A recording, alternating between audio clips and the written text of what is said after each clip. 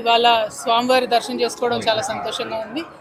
మరి ఇక్కడ ఆతిరాం బాబా గారి మఠాన్ని దర్శించడానికి స్వామివారి దర్శనం చేసుకొని అదేవిధంగా 25వ తారీఖు నుండి మేము ఒక పెద్ద కార్యక్రమాన్ని సంకల్పం చేసుకున్నాం తెలంగాణలో. ఆ కార్యక్రమాన్ని స్వామివారికి విన్నవించుకోవడానికి కూడా ఇక్కడికి రావడం జరిగింది. స్వామివారి దయ వల్ల 4 నెలల పాటు సాగనున్నటువంటి జాగృతి జనంబాట అనే కార్యక్రమం సక్సెస్ అవుతుందని అవ్వాలని చెప్పి ప్రజలతో మమేకమయ్యేటటువంటి ఉద్దేశంతో వచ్చాం. స్వామివారి ఆశీర్వాదం ఉండాలని కోరుకుంటున్నాం. ఎప్పుడైనా కూడా తెలంగాణ ఆంధ్ర 2 రాష్ట్రాలు కూడా